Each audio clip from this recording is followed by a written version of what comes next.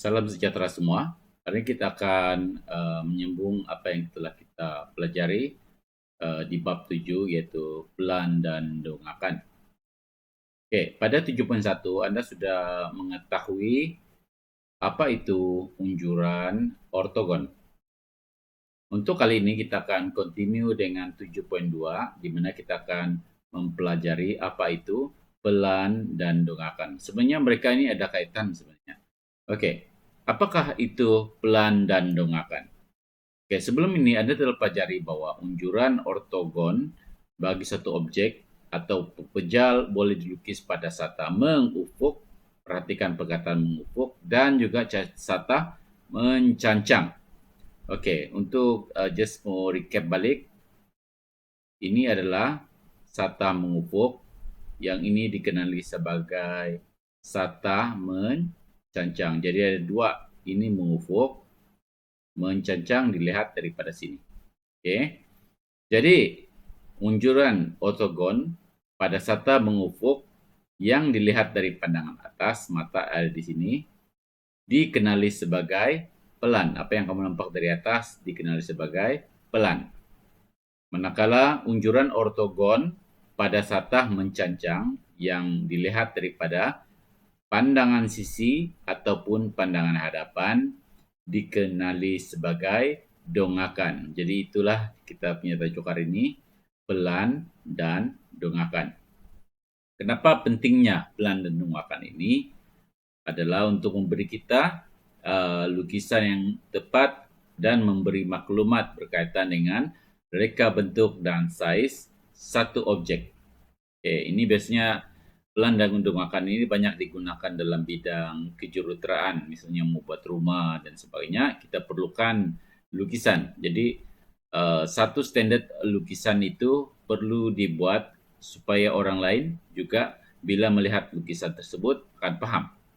Jadi, bagaimanakah Anda melukis pelan dan donghakan? Pelan dan donghakan. Ingat, pelan dia ada dari atas, donghakan dari sisi, sama ada depan atau sisi tepi ya, mengikut skala. Oke. Terdapat dua convention sebenarnya untuk melukis pelan dan donghakan bagi sesuatu objek. Yang pertama ialah kita menggunakan kaedah pertama, dan yang kedua ini kaedah yang kedua. Kedua-duanya diterima, orang akan paham. Oke, apakah yang ini? Sebenarnya ini adalah jika kamu ada satu kertas, maka kertas itu dilukis, dibahagikan kepada 4 bahagian, dan salah satunya berdasarkan mana kaedah yang kamu mau gunakan. Kalau cikgu akan lebih prefer pada kaedah kedua. Oke, dalam 4 ini, oleh karena cikgu menggunakan kaedah yang kedua, maka di sini cikgu akan lukis satu darjah, 1 degree yang bernilai 45 darjah. Oke, ini jadi cikgu tahu sudah satu kertas itu perlu dibagikan kepada 4 bahagian, dan sudut sebelah sini, sebelah kanan bawah, hendaklah dilukis dengan 45 derajat, satu garis lah. Oke.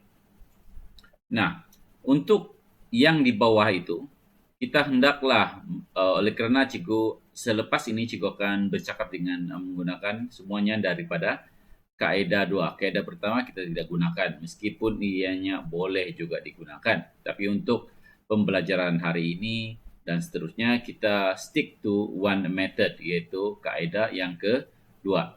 Jadi pada garis 45 darjah itu, yang pada sukuan keempat, seterusnya kita mesti lukis di sebelah dia itu adalah pelan. Pelan itu berada pada sukuan yang ketiga. Kemudian pada sukuan yang kedua, yang sini adalah donghakan dari depan. Dan sukuan pertama kita letak pula donghakan dari sisi. Masih ingat lagi apa donghakan dari depan dan dari sisi? Kita ambil contoh ini. Oke. Untuk topik ini dia banyak melukis. dia tidak ada banyak mengira. Yang penting ialah daya imajinasi kamu hendaklah boleh membuat visualization tentang objek tersebut. Ini kena berlatih sentiasalah. Dan ini sebenarnya penting untuk seorang misalnya jurutera atau pereka untuk mencipta mereka sesuatu benda dan meletaknya dalam bentuk lukisan supaya lukisan itu boleh dipahami oleh orang lain. Okey, contoh 8. Contoh 8 ini diambil daripada muka surat. Contoh 8 ya. MS 184. Okey. Dikatakan, raja di sebelah menunjukkan gabungan kuboid dan prisma tegak dengan tapak berbentuk segi empat tepat, yakni A, B, C, D. A, B, C, dan D yang terletak pada satu satah mengufuk. Jadi ini adalah satah mengufuk ya. Okey. A, B, G, H, I, F. A, B, G, H, I, F adalah keratan rentas seragam objek. C, C, C, C, B, H dan F, F, Y, F, I, B, H, B, H dan F, I adalah tegak. Lukis dengan skala penuh pelan objek. Jadi bermakna kalau pelan objek ni, kita tahu bahawa pelan objek adalah pemandangan daripada atas. Okey. Kita lihat di sini. Pandangan daripada atas untuk objek ini adalah kita akan nampak D, kita akan nampak J, di belakangnya I, kita akan nampak K, di belakangnya L dan C, kita nampak I, di belakangnya F, dan kita akan nampak H, di belakangnya B. Oleh itu, dari pandangan pelan kita akan nampak seperti ini. A, D, J di belakangnya I. Begitu juga dengan I, di belakangnya F. Untuk K, di belakangnya L dan C. Untuk H, di belakangnya G dan B. Ini adalah pandangan untuk pelan. Oke, dari atas ya. Selepas itu, kita akan nampak dia dongakan depan itu apa yang kita boleh nampak dari hadapan ya. Tengok balik tu, kita akan perasan bahwa kalau kita letakkan mata kita di sini, okay, mata kita di sini, kita akan nampak dia seperti yang ini. Okay, ini outline yang ini. Oleh itu kita boleh nampak I di belakangnya J. Untuk H di belakangnya adalah K. Untuk F di belakangnya adalah I. Untuk G di belakangnya adalah L. Dan untuk B di belakangnya adalah C. Okey, untuk A di belakangnya adalah D. Ini adalah dongakan depan. Selepas itu kita pergi ke sebelah kanan ya. Ini dikenali sebagai dongakan sisi. Okey, dongakan sisi ini kita boleh lihat ini daripada bentuk pandangan Y. Okey, daripada Y kita boleh nampak yang ini. Ini dan ini. Okey, kita akan nampak yang mula sekali dari atas kita nampak J di belakangnya adalah K. Kemudian kita nampak untuk I di belakangnya adalah H. Untuk EL kita nampak I di belakangnya adalah L.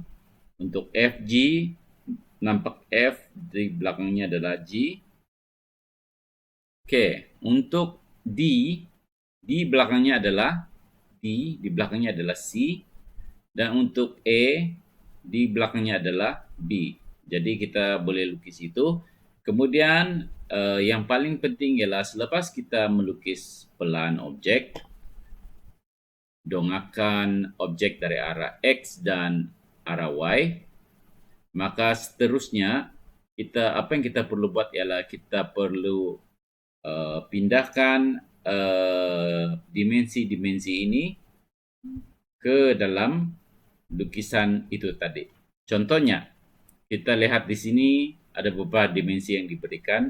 Ini 5, ini 7, ini 3, ini 3, dan ini 4. Oke, jadi ini maksudnya 4 juga lah. Oke, jadi dari atas kita akan nampak dia sebagai 3. Oke, 3 dari atas ya. Kita nampak dia 3 nih. Macam mana boleh nampak 3? Di sini.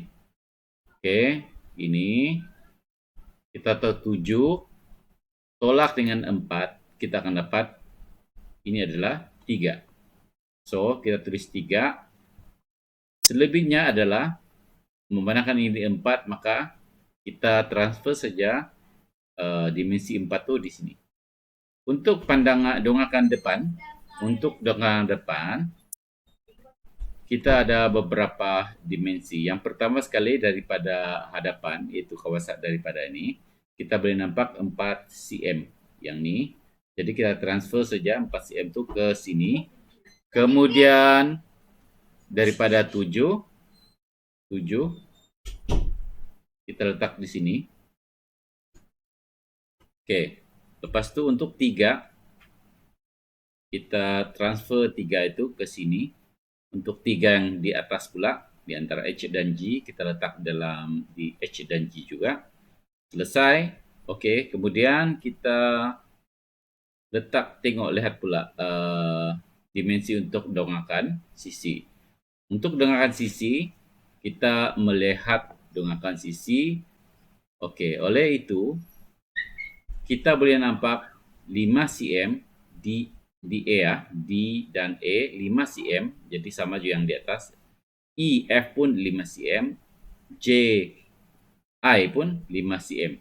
So, itu cara dia bagaimana kita melukis dan seterusnya memberikan dimensi berdasarkan yang kita diberikan, objek yang diberikan. Right?